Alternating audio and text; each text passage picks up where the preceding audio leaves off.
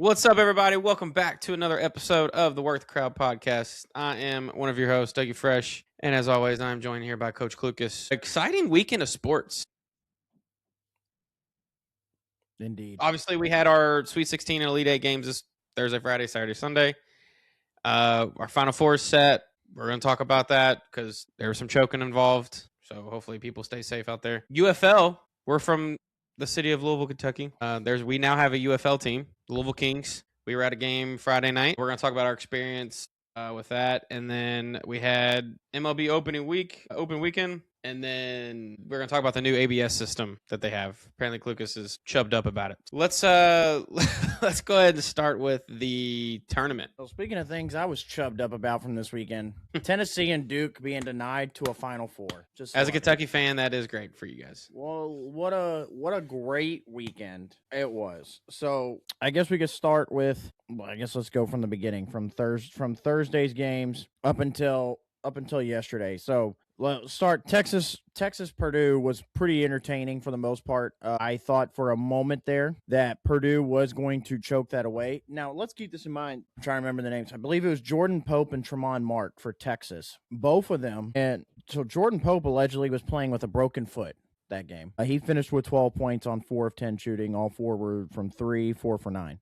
Tremont Mark, I don't remember exactly when he did it, but I know at some point he rolled his ankle because he was limping up and down the court, worse than Pope was, and Pope had the broken foot. And Mark finished the game with 29 points on 11 of 15 shooting, 5 for 7 from 3. If Purdue had lost that game to 2 hobbled players, that would have been pretty embarrassing. But it did come down to a final shot at the end of the day. Trey Kaufman ran with the tip in at the buzzer. Well, not at the buzzer. There was like 0.3 on the clock. 0.3 or something, yeah. Yeah, but last second tip in. Purdue was able to move on. Now, the other game, the exciting part of Thursday, Iowa upset Nebraska.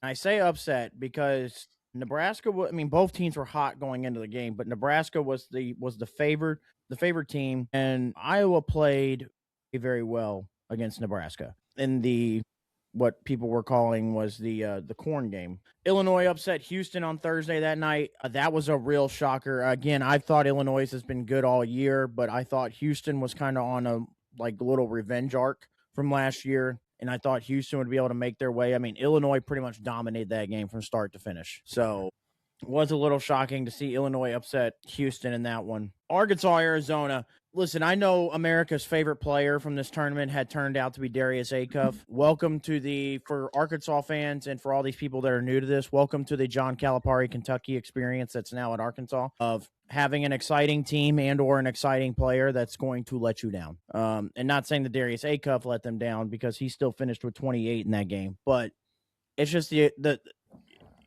have your high hopes and eventually it's going to all fall apart. But in saying that, usually with the John Calipari experience, that comes with losing to a team like St. Pete. Losing to a team like Arizona is nothing to, hold your head low about because Arizona is more than likely going to move on to win this national championship. Yeah. But what was more shocking at the fact that Arizona dominated Arkansas, which I pretty much knew they would. I don't know. There were a lot of people that were like, put your money on Arkansas, and I was like, you're just going to throw your money away. Arizona won this game against Arkansas, attempting only 8 threes for the whole game. They were 5 for 8 from 3 against Arkansas. Yeah, in today's game, that is very... They pretty much straight free throwed and layup fucking Arkansas to death and won by 21 because of it. And then we move on to Friday. Duke beat St. John's. Now, these games were going on. We'll talk about it a little later. We were at the UFL game. We didn't really get to watch any of these games, but Duke did end up beating St. John's. Michigan ended up blowing out Alabama.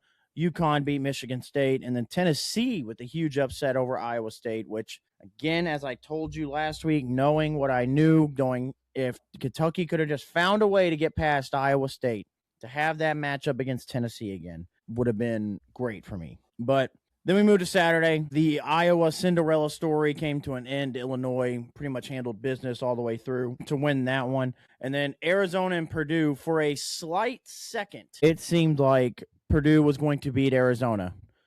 Arizona was down, I believe it was 7 at the half, and Arizona came out in the second half and flipped that switch and dominated the remaining portion of that game. And again, it just goes to show you why probably Arizona is going to end up cutting the nets down here in a couple weeks. And then we get to yesterday. The Michigan-Tennessee game wasn't really worth watching. Michigan dominated them. It wasn't really close. But the unlikeliest of things happened yesterday afternoon. UConn Duke matched up. And Duke at one point was up 19 in this game and lost in dramatic fashion. Duke came down. They were up 3. We were watching this in the parking lot from after our softball game. Duke was up 3, came down, they fouled. UConn missed the first free throw, hit the second, and then all of a sudden Duke Duke forgot how to break a press. Where it really all went bad for them was, I know a lot of people were going, well, why didn't Cam Boozer just hold on to the ball off the inbounds? You honestly, from the moment they inbounded it, from that point, they executed the press break pretty well. You got it back to the person that inbounded it. You got it to the middle of the floor, which is where you want to get it in the press break. The problem was when Caden Boozer took that dribble as soon as he caught it and then he picked it up, you're leaving yourself in no man's land. You can't catch that dribble and then pick it up. You have to catch it, ball fake, and then dribble around the press to get it up floor. And he didn't, and the ball was tipped. Did you say that again? I said he panicked. Yeah. Ball was tipped, which led to a UConn coming up with the ball, which led to I don't really want to say miracle shot, because in today's basketball, probably Braylon Mullins probably works on that shot a lot. Yeah. So I won't really call it. 10 years ago, we would have said that's a miracle shot. But today's game, Braylon Mullins probably works on that, like I said, a lot during practice. And it was a catch and shoot essentially from between midcourt and the 3-point line. And it was nothing but net and left about 0.4 on the clock. Duke didn't really have a chance. Game was over. UConn wins. I really hate that.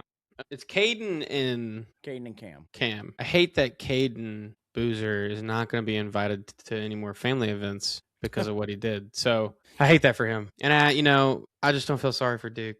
Duke beat us bad twice this year. I just can't feel bad for Duke. Can't feel bad for Duke. I just never do. I will say there's a lot of people saying that Shire is just a choke artist, all this stuff. I'll be honest. The dude's been in 2 Elite Eights and a Sweet 16 in his 4 years. This makes now, though, back-to-back tournaments where they've had big leads in a game, though, and lost it. Yeah, but it's for his 4th year coaching, and he's already had this much success. I think people need to cool it a little bit on that. I think Shire's a good coach. I think he'll figure that out. But the trend, I guess, is what people are saying is not the best. Yeah, because, and people already, specifically, like, I was watching Barstool last night. They were like, the only thing that's going to, because now it has become a trend, the only thing that's going to put an end to this is if he wins a national championship. That's the only thing that puts an end to this. Because, again, you're talking about the last 2 years, and trust me, you're talking to somebody that knows this all too well, of having arguably the most talented roster and not getting the job done. And trust me, I know exactly how it feels, because it's happened to me multiple times, and just falling short. So, yeah. Also, a lot of people were giving, a lot of people have been giving Caden Boozer a lot of crap all year, calling him Brawny Boozer, because they're just basically just saying that he rides the coattails of his brother, saying, and I did agree to an extent. I will never call somebody Brawny Boozer, because I didn't think Caden was as good as everybody made him out to be. I did think that playing next to his brother, who is a phenomenal player, made him look a little better than what he was. I thought he's definitely a college basketball player, Division I college basketball player, but I thought he should have started off smaller and then maybe eventually worked his way to a school like Duke or something, but I just didn't think he was ready for the Duke moment right away. And as you could see last night. Well, you say that, though, but he was the second leading scorer on the team behind his brother. He was 15 points, 5 rebounds, 6 assists. With Caleb Foster out, he actually kind of stepped up quite a bit. Well, when Foster played, he just played very little minutes yesterday. He played like 4 minutes or something like that. 14. Okay, so my thing is, in a moment like that, you have a timeout coming out of the free throw. Why not call a timeout, get everybody situated? And I would have put Caleb Foster in at that moment unless he just looked at you and said, I can't go because, whatever injury he's been worried about, I'd have put him in just because I'm going to go in saying, at least I know my experienced players who are, I know, built and ready for the moment are in the game. I mean, he went through a whole ACC tournament with Caden Boozer. I mean, I get it, but you got to trust your guys eventually. He's been starting for that long. I get it, but again, tournament. I don't know. That's my senior guard that's been there, done that. I'd rather have him in there in those moments. What I was saying earlier was I think the kid just made a mistake. I think he played very well in the tournament. I think maybe you're bashing him a little bit, but I think he's proven that he can play at a high level. No, yeah, and that's what I'm saying. He definitely could get to this point eventually, like where he's going to be playing this good consistently. I just think eventually, I just didn't think he was Duke level good from the get go. Is what I was basically getting at. Maybe not. And again, I think he can get to that point. Not saying that he can't. I just thought maybe he should have started off smaller and then worked his way, up, and so. But yeah, but Duke loses, which means the world wins, and then Tennessee loses, which means Kentucky fans win. So yeah, so now we have Illinois versus UConn on one side of the bracket. Talk about an unlikely matchup that nobody had. And on the other side of the bracket, you have Arizona and Michigan. That most everybody had. Yep. See, it's one side of the bracket was lopsided and one side was not. And let's be completely honest, no disrespect to UConn or Illinois. The true national championship is being played in the Final Four game. Saturday. Yeah. In the Arizona-Michigan, because while I do believe Arizona is going to win that game, whoever wins that game is going to win the national championship. I tell you what, though, that Michigan-Arizona game is going to be close. Michigan is no slump. Nope, they're not. I think Arizona will prevail. I think just at the end of with Michigan, when teams have been willing to get physical with them at times this year, like that will match their physicality, they've kind of not played the greatest, and I think Arizona is going to be willing to get as physical as Michigan is. The only difference that could be, and it's been Arizona's kind of kryptonite, is the three-point shooting. Now, again, they don't shoot a lot of threes. That's not part of their MO. Now, they can hit threes, but when you have people that in the system, when your system isn't built around, essentially shooting a lot of threes, it's kind of hard to, if you get down, get into that mode. So that would be the only thing. If Michigan were to get hot from three, get themselves in a lead, Arizona could struggle to get back a little bit, but we will see. First game on Saturday is the Illinois-UConn game at 6, and then at 8:49. So probably more than likely after everything moves back, probably 9:15 will be Michigan-Arizona. Yeah, I mean, I got UConn and Arizona. Yeah, I think it's going to be UConn and Arizona. UConn and Illinois did play earlier this year at UConn. Yeah, UConn won, and for the most part of that game, UConn did not play with Taurus Reed because he was in foul trouble. Sounds like Illinois is going to have a similar game plan. Get him in foul trouble. Yeah, which, I mean, UConn won that game, I believe, by 13 or 14 still. But again, that game was beginning of the year. These are two different teams. These are two completely different teams. That game was... 1 second. Oh, that game was at MSG, not at UConn. Sorry. This says that UConn's opening up as a 2.5-point underdog. Yep, they have Illinois favored by 2.5. Wow. What? That's crazy. And right now, Michigan is favored 1.5 over Arizona. That's also crazy. Okay. So, yeah. All right. So, we got some wild lines. Maybe I may need to go throw some money down real quick. Yep, you might need to. I'd be betting. But yeah, I agree. I think it's going to be UConn and Arizona. And then, again, the Arizona-Michigan game is going to be a fantastic game. I think whoever wins that game, regardless, even if it is Michigan that comes out, the national champion is coming from the Arizona-Michigan game. So probably. And then, UConn's playing really well. I mean, Danny Hurley's in his bag again. Like him or hate him. Can we? Like him or hate him. The dude is entertaining. I mean, he did headbutt a ref and got away with it after the fact, which if you haven't watched that video, that piece of it, go watch it. But he basically did stare the ref down, headbutt him, and walk away, and they didn't call anything. So, I mean, even the refs respect him, it seems like. So, I'm in a Sweet 16 pool. I'm still in I've had UConn when this started, and I'm still obviously rolling with UConn, so I'm kind of rooting for UConn at this point. Yeah. And you got old Big East ties with UConn, Yeah, I mean, for sure. But going back to Danny Hurley for a second, I mean, this is third Final Four in 4 years. Somehow, if he pulls out another championship against these teams, he's won 2 natties, potentially on his way to a third. That's crazy. I mean, we're talking Danny Hurley is in I mean, he's got to be the best coach in college basketball right now. I think the contracts he was being offered and still were turning down the state. UConn could tell you that. But I mean, yeah, I mean, you're talking coach of the decade.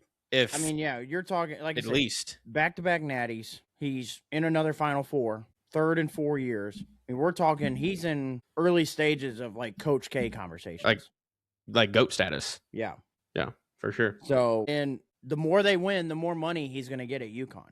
So I mean, they can only pay him so much. I meant like more money he's going to get for like, to build on a roster. Yeah, well, they're a basketball school. That's all they got. Yeah, so I mean, this isn't going away. This isn't like a Cinderella thing that that's just happened over the last couple of years. It's not going away. So I mean, Danny Hurley, as long as he's at UConn, you almost have to imagine that UConn is going to be in contention all the time. Real quick, it was just announced Super Bowl 63, which is 2029, is returning to Las Vegas. Ooh, nice. So, but yeah, I've got Arizona and UConn. I do believe Arizona wins the national championship, as we predicted from the beginning. It's really been the only part of our bracket that has stood tall. So we started off so hot in our bracket, and it has just slowly gotten worse ever since. So yeah, Houston fucked us. Duke fucked us. Florida fucked us. They're just fucking us left and right. Yep. Michigan honestly, and Arizona are the only two that really have held it together for us. Yeah, but you know what? Like, it's been a very exciting tournament so far. There's been a lot of really good games and some good matchups. So, this is still going to continue for the next two games. So, I'm pretty excited. Which is why when I talked about last week, when people are talking about NILs killing the tournament. Yeah, clearly it's not doing that. It's not. Okay, I get it. I understand some people. There are people in this world that only watch the NCAA tournament for the Cinderellas, and I get it. But guess what? Without Cinderellas, that means I get more UConn Duke matchups. I get more Florida. I get more of these big time schools playing each other, which is ultimately what I want to see. So yeah, sure. You're not going to get your, you don't get your Siennas and your St. Peters of the world making runs, sure, but now I get to watch the heavyweights of the world, play each other, and which is what we want to see. If we're being truly honest with ourselves. Yeah, I mean, we still had some upsets. It's fun. I mean, people need to chill the fuck out on that shit. Because like, what good is the Cinderella story if you have your teams like St. Peter's and them, or George Mason and all them, that make their run to the Elite Eight and then lose by 30, and then it's just like, oh, that's right. That's who you are this whole time. I'd rather, the Iowas of the world is a Cinderella story. But, it may not be to you because they play in a power conference and they are a big school. But the Iowa run to the Elite Eight is a Cinderella story. The Texas run to the Sweet 16 is a Cinderella story. Yeah. Just because they're a bigger school doesn't mean that it's not. So the tournament is fine. You all need to stop just overreacting. Yep. All right. So let's move on to some UFL. Like we mentioned earlier, we were at a game Friday night, being that we are from the city of Louisville. Louisville just got a UFL team, Louisville Kings. It looks like football. It is football. And there's a few different rules. But I'll tell you what, the atmosphere was fantastic. There was 14, and ended up being like almost 15,000 people there. I think there was 14,500, something like that. So it was packed. It was loud. The wind sucked, but it is what it is. I mean, this is going to be a successful venture in the city of Louisville. This is just more football for us already crazed sports town. And now you're combining Louisville and Kentucky fans into one sporting event. Honestly, you couldn't ask for a better city to do this in. So real quick, the final attendance number for Friday night was 14,034. 30. Okay, sorry. The capacity of every standing in the seats of 15,304. So one that far off from completely selling out. I think it's sold out. I think people just didn't come. Yeah, people just didn't go because it was cold. Yeah. Yep. But yeah, it was very. I mean, it's a different style of football because it's actually there wasn't a whole lot of points put on the board on Friday, but it's designed for points to be put on the board the way that the rules are set up. Yep. because, there's no punting once you're past the 50. There is, after a touchdown, a 1, 2, or 3-point play. You get 4 points for a 60-plus yard field goal. The rules are designed for there to be an opportunity to score more points, which is what a lot of fans want to see. So, the design of it is there, and it is electric. Don't get me wrong. Boogie, woogie, woogie.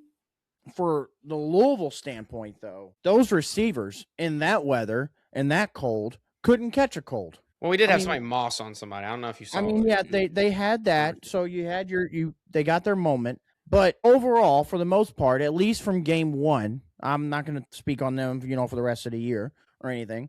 But at least from game 1, Jason Bean threw 2 bad balls that got picked off. The second one, you don't have a choice. You have to kind of make something happen going downfield. Yeah. So, but the first one was pretty bad, and it kind of made us all go, "Oh my God! Like, can this guy even throw?" Little did we know, he just, after that interception, threw dot after dot after dot after dot after dot. But these receivers just off the face mask, off the hands, off the shoulder pad, everywhere but the hands. They just could not catch it. And Jason Bean, former Indianapolis Colt quarterback, so was a fan, and former Kansas Jayhawk. So the other thing is we have no running game whatsoever. There was if it wasn't Jason Bean running, there was no signs of life from a running game. Which honestly, I haven't found anything that says why, but with the lack of catching and the lack of a run game, it really makes you think, why did they cut Lynn Bowden 2 weeks before the season? So I don't know. It was very exciting though. And Birmingham, and for them to hold Birmingham really to 15 points and have a chance to win that game, Birmingham's a really good team.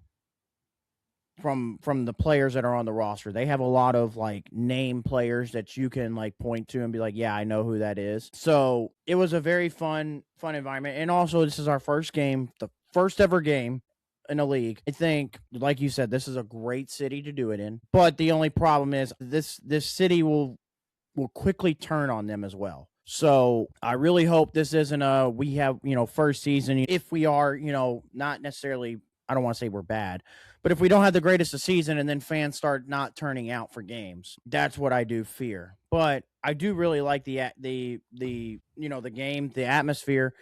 Again, even when the cold, I thought everybody was in tune with the game for the most part. Obviously, not a lot of people knew who a lot of these guys were, besides, like Benny Snell, who was the Kentucky guy. But I'll tell you what, though. Could have done without the halftime performance. That was kind of... You don't like Russell Dickerson? It's not that I don't like Russell Dickerson, but it was just nobody was really into the halftime show. And it kind of just seemed dead for the most part. I think people are trying to I think we could have... Food, drink. Nothing against Russell Dickerson. I think we could have picked somebody better. Yeah, likelihood and all, he's maybe too big for this, but Jack Harlow would have been the pick to do that. But listen, the experience, if you're in the city of Louisville or in around the area, even in the whole state of Kentucky, really, if you can make it out to a game, go to a game. The experience is fun. You're going to be around and close to the Nulu area if you want to do something before or after the game. There's good restaurants around that area. There's bars that are close to the stadium. Parking was not bad. There's not a bad seat in the stadium at all. You can pick any spot in that place and you're going to be just fine watching the game. And it's not too high to where you can't see. The best part really about this whole thing was the dancers. The dancers. Dude. I don't know if it was on purpose. Or it was just for a comedy bit or what. When we say this, and it was such a bad watch that it was so entertaining. There was nothing rehearsed, nothing practiced. This looks like they just they asked people who wanted to dance. Yeah, it looks like they just went out and they were like, "Hey, would you want to dance tonight?" And they all just said, "Yeah." There was no rehearsal. There was no nothing. Everybody was out of sync. The guy that was the PA announcer is horrible. They got to find somebody else for that too. Yeah, he was reading from a note card the whole time. And you're telling me they couldn't give this guy a little bit of a heads up and said, "Memorize this stuff." Yeah, and the funniest part of the night was watching one of the dancers come out and throw a T-shirt, and literally the first throw of the T-shirt goes straight into the wall. Not even, and we're the bottom talking part of the wall, the ground, and we're talking these walls at Lynn Family are about as tall as this. Okay, the fact that she only had to throw a T-shirt into the crowd and couldn't even get it over that was hilarious. And then what was even funnier was, they all threw the T-shirts, and then left. And then here comes the PA announcer. Everybody get on their feet and get loud for T-shirts. Brother, they already threw them. What do you mean? They need to work on the in-game halftime performances and routines and stuff. And this is a new venture. I think they're going to figure it out. Obviously, it's just going to take some time. But it was almost worth the comedy of what was happening. 100% to watch. And if any of these dancers listening to this, I'm sorry. this is nothing personal. It's just we could easily tell that it was not rehearsed. Yeah. So, but if you're in and around the area, please go to a game. It's going to be fun. You could take your family. Tickets are not that expensive. No, we spent $30, $34 a ticket, which for a family of 4 could get if people don't have the money, can get expensive, I guess. But that's low for ticket prices for sports nowadays. So you're gonna spend way more. You go to an MLB game and a Bats game, especially if this team ends up becoming good. Right. Take now. advantage now of the first year. Yeah, right. And I do expect us to actually be top end of this league in the next 3 years. So just like we were with Lou City when they brought a USL team here, I fully expect us to be in the MLS in the next few years as well. I mean, this city craves sports. It's just a sports town. So listen, it'd be cool to have somebody roll through the UFL here in Louisville and end up playing in a major role in the NFL after they have a great year through here. Yeah, you got to remember, these guys are basically trying out. They have aspirations to be back in the league in the NFL. For the most part. For the most part. There are some older guys that are in or some other guys that have understood that they're not making the NFL. This is the most they're going to do. But I mean, there are a lot of guys that are doing this for tryouts. Yeah. Like, I'll tell you what, I would have watched Bean a little bit. I bet you he will 100% for sure end up on a practice squad or get somewhere, Grant. He'll get a training camp invite from somebody. Yeah. Now, whether he ends up on a roster all year or not is one thing, but he will definitely at least get a training camp invite from some team. Yep. So, but yeah, right. I'm excited for the direction of this. We will 100% be going to more games. Absolutely. But yes, please, if you haven't experienced the UFL game, go out and experience it. It is a whole brand new thing. And the other thing I did like, it didn't seem like there was a lot of penalties. No, I think there was maybe 4, the whole game. Yeah. So the refs aren't out there to control the game. Like, get out and experience it. Yep. All right. So last on the list here, it was MLB opening week, and they introduced a new ABS system. You want to talk about that, Klucas? It is, outside of the pitch clock, the best thing baseball has done in the last couple of years. Between the pitch clock and then this made baseball more watchable to me, because I'll get to this a little later. I feel like they're going to have to do something with this ABS system that's going to eventually hold umpires accountable, because in the Red Sox games, I believe it was either Friday or Saturday, there were 6 different times the Reds challenged, or that the Reds of the Red Sox challenged a pitch, and it was wrong by the home plate umpire. 6 times. I feel like that's got to be that you got to do something about that. Because I get it because when they do it, they show you the essentially what's, the robotic camera view of it. Now, if we're talking about you're missing like 6 pitches or something that are like this far off, sure, I get it. But 6 different times though has got to be a little bit like, buddy, I gotta like go through and ask you, what do you consider your strike zone then at this point? Because there was twice for the Reds. I believe it was Eugenio Suarez, I believe it was, from the Reds. He did it in back-to-back pitches, and you could tell on Eugenio Suarez, he challenged the pitch and the ump called a strike. It was a ball. Literally the very next pitch that would have struck, because the first one he challenged would have struck him out. The very next pitch, the ump calls another strike to strike him out. He challenges it right again away. And you could tell when he challenged it, the ump was irritated that he challenged it. Like, are you serious? And when he challenged it, he was right. It wasn't a strike. It was a ball. When can they challenge it? You can challenge whenever. And you don't get so many a game? You get 3 a game, but I believe it's if you get right, you keep it up to a certain amount though. So let's see. So yeah, you have to, the pitcher, catcher, or batter has to tap on their helmet or cap immediately within 2 seconds after a call. Successful challenges are retained while incorrect ones are lost. In extra innings, 1 additional challenge is awarded per inning if none remain. So yes, if the call is overturned, the team keeps their challenge. You can So go as you many get as you 3. want. So essentially if you're successful with all your challenges, you have 3 all game. Oh man, that's the umpires are going to hate that. And honestly, what you're going to eventually see is the home plate umpires are going to disappear. You're going to have people in the out in the field, calling people safe and out. Well, I don't think you could do that because you are going to have somebody behind home plate calling. You can have somebody sit there and wait for a play at the plate. But That's I meant it, like somebody's going to have to still call balls and strikes. Like you can't just do. Why can't you? There's nobody that's you're not going to be able to play a game where you're essentially looking up at the monitor every pitch to see if it was a ball or a strike. I'm saying eventually it will be that way, Klucas. Well, I mean, yeah. I mean, eventually there's going to be no need for umps, refs, or anything. Eventually, eventually. Now it's taken away from the game, but the problem is that you're going to have these baseball players take advantage of what they're offering with this challenge system, and these baseball players have watched balls and strikes their entire life, and they know what it really is. And you're going to start seeing these players be more right than wrong, and it's going to slow the game down because it's constantly going to be challenged. So they're either going to have to change the rule, or here's the system: pitcher throws a ball, catcher, there's something back behind him reading it. It makes a second decision, ball or strike, and then you just keep going. Yeah, but again, I don't know. Maybe it's a hot take, but they're going to use this ABS system, obviously, and it's been phenomenal so far. I just would like to see it eventually get to a point where it does hold these. Like if we're going to continue with the umpires, if you get so many, like you have like a certain percentage of like right or wrong calls, and if you're after so many like wrong calls, we have to discipline you in some way. Or something.